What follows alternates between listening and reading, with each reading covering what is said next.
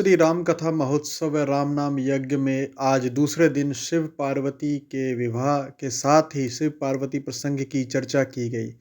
इस राम कथा के अंदर आचार्य ठाकुर जी महाराज ने अपने प्रवचन के द्वारा शिव पार्वती संवाद को बहुत ही अच्छा वर्णन किया। देखिए यह खबर हमारे साथ, देखते रहिए। जय हिंद, जय भारत, धन्यवाद।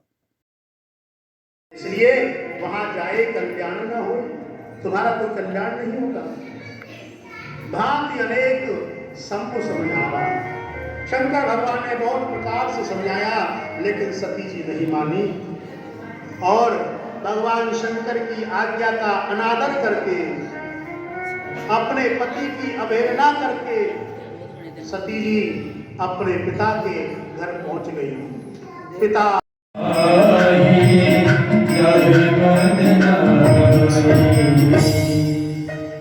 तो जब उसको पद मिला दक्ष को तो अभिमान आ गया, और कुर्सी मिल जाए तो फिर गर्दन ऊंची हो जाती है ऊंट की तरह।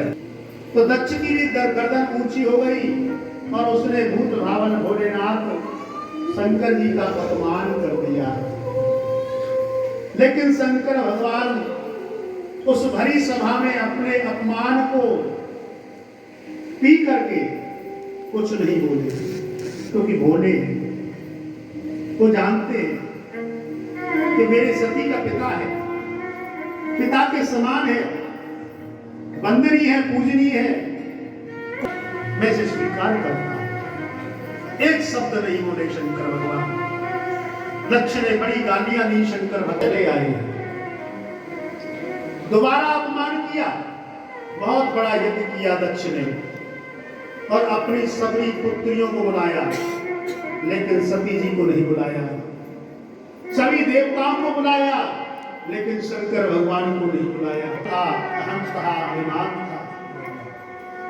आज सती जी कैलाश पर बैठी हुई है, शंकर भगवान समाधिस्थ हैं। तभी सती जी ने देखा कि आकाश मार्ग से देवी देवताओं के विमान जा रहे हैं। सती विलोके व्योम विमाना, जात चले सुंदर विदिनान। पूछा, इंद्राणी ने कहा, अरे सती जी, आप अभी यही अपने ससुराल में ही बैठी हुई हो? अरे तुम्हारे पिता के यहाँ तो बहुत बड़ा यज्ञ हो रहा है, क्या तुमको वहां नहीं जाना? सती जी को कुछ याद नहीं। भूत भावन से कहने लगी, हे स्वामी, पिता भवन उत्सव परम, जो प्रभु आयशु होए, तो मैं जाऊं। भेजा कोई बुलावा भेजा कि बिना बुलाए ही जा रही हो?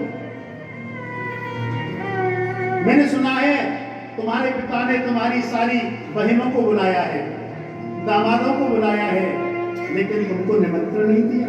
मान के साथ साथ तुमको भी उन्होंने बुला दिया, क्योंकि तुम्हारा मुझसे जो संबंध है, मेरे संबंध के कारण उन्होंने तुमको नहीं बुलाया। इसलिए सती, तुमको वहां जाना अच्छा नहीं। सती कहने लगी, हे स्वामी, पिता के यहाँ तो बिना